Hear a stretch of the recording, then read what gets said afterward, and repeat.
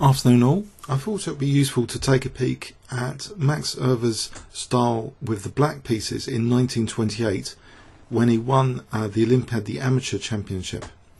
So remember, he was about to play, well, a few years later he was destined to play Alekhine in the 1935 World Championship match. We really want to get evidence of Max Euwe's style and sort of see, how could it have been effective against Alexander Alekhine later. Style in chess, perhaps you can argue it's on top of competitive result, that different styles can reach the top in chess, like Capablanca's style was distinctly different from Alexander Alekhine's.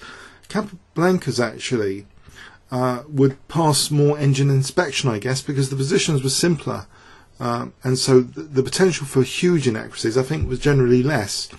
And in fact, in practice, Capablanca went 10 years without a single loss. And maybe that's partly due to his simplistic style. But of course, things became much more dynamic and aggressive from the 1960s, I believe, with grandmasters seeking more and more even to win with the black pieces, creating very complex dynamic systems for creating counterplay. But anyway, this is back in 1928. Max Euwe's opponent was Jose Joaquin from Mexico. He plays knight f3, and we see a classical response, d5, occupying the centre, and we see an unusual second move from Max's opponent, b3. So how will this be reacted to?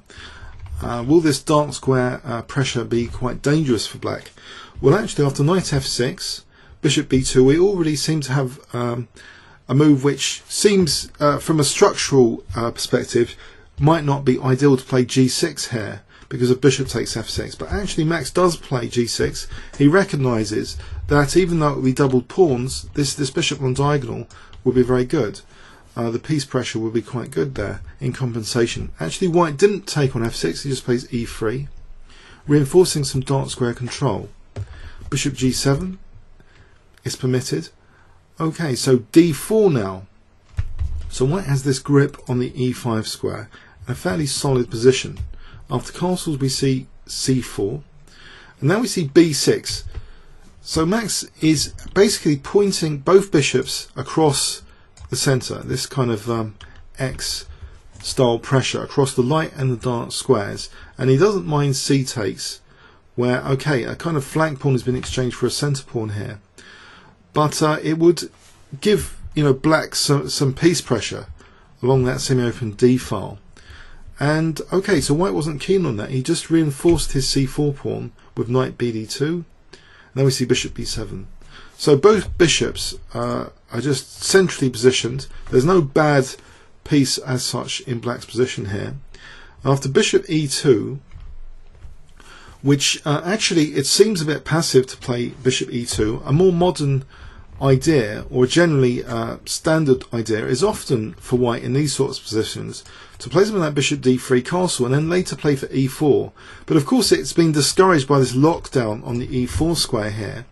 But this lockdown is further kind of emphasized with this next move, knight e4, because it will be useful, for example, for the queen to be on c2 to support e4 as well. Now if white takes on e4 here, then d takes, really stretching out this bishop.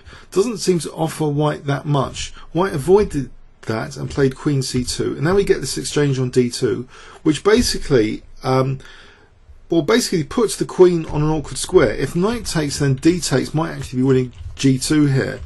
Now there's no real pressure for white now to put behind the e4 break. So without the e4 break, it seems black has a good clamp on the central squares, and now reinforces his d pawn with e6. And here white goes for a flank attack, which classically should be counter-attacked with an attack on the centre, usually anyway. We have d takes c4, which liberates the b7 bishop, now striking at the centre with c5. Okay, h5 carrying on the attack. We have c takes now. After e takes, we have a preventative queen f6. So seemingly wanting to prevent d5 now because that pin on the bishop.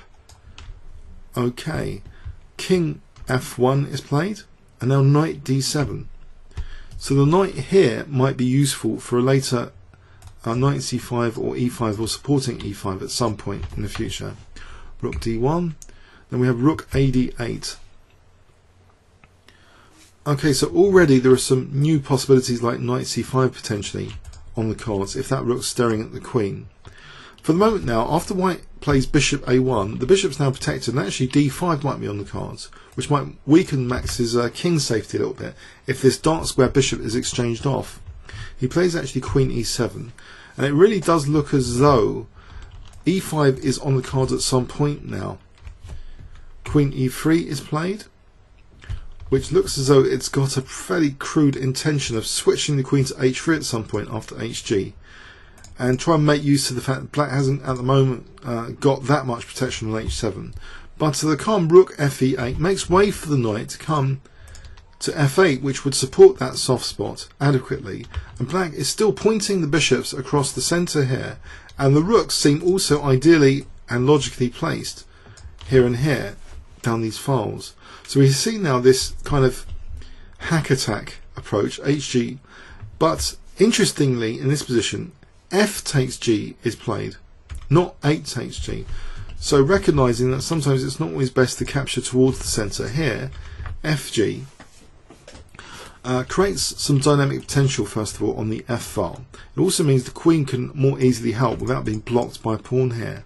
If white's rook is really committed on h1, then king safety has become a higher priority for white, at least, to try and get at rather black's king. So black's king safety must be considered very carefully here.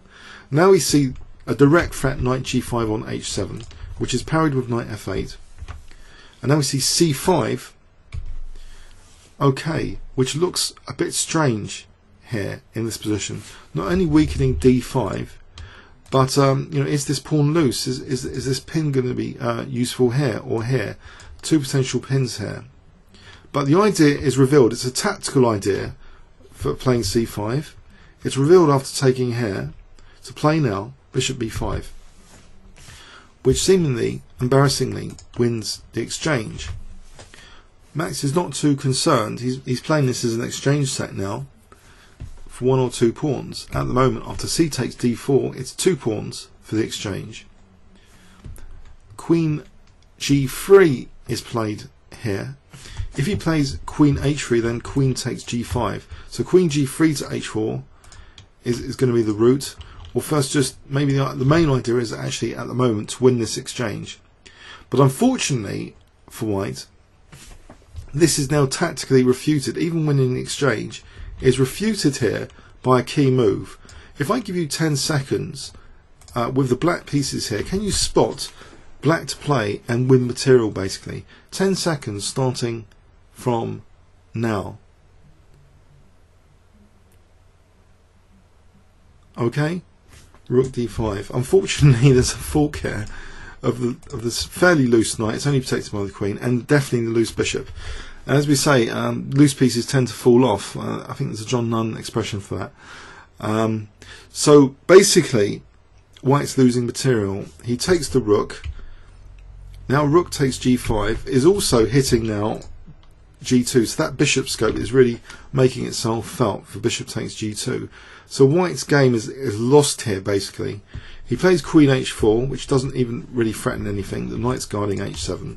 We have bishop takes g2 check, king e2, and now bishop takes h1. And now finally, after rook takes h1, because otherwise, if this bishop moves, then there's rook e5 check, winning the queen. So rook takes h1, but now rook e5 check anyway, just to make sure the rook is not going to be munched after queen takes e8, for example. And here, white resigned. He's just a piece down for nothing. So it was a great demonstration that Max is not that scared of h-pawn attacks. Let's have a look at it again. So maybe the h-pawn attack should be reserved for blitz chess against Max, not in long games. He's put his bishops on those 2 lovely central diagonals. He puts his rooks nicely on d8 and e8. There's an aesthetic logical impression of black's pieces being all quite happy here as a team attacking the centre. And the kind of justified move f takes g. Okay, even though he's fractured his pawns a bit, but e5 is also potentially on the cards all the time. So here it's not too difficult to defend the king with knight f8. And white goes a bit crazy here with c5. Was there anything better? A quick engine check here, just to see the state from an engine perspective. Actually, engine does like white's position here, funny enough, a little bit. As though it wasn't too bad. So maybe it really went downhill, particularly with c5. Say king g1. It's not so bad, apparently. On this brief depth 16 disclaimer.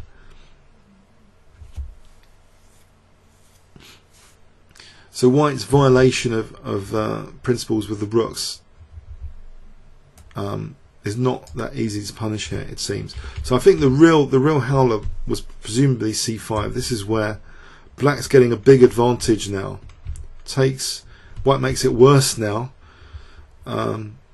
He's made his position worse already, but this makes it even worse. Bishop b5, and another move makes it even worse than it needed to be. -5, -6. When okay, it's pretty dire now anyway. But queen c1 apparently was the lesser evil move here to at least win the exchange. With bishop takes e8, but even in this position, the problem is also this bishop g2. Okay, check. Okay, so we'll just briefly round this off. Okay, so white really made the position a lot worse than it needed to be by playing now queen g3. He's really just cracked his position tactically.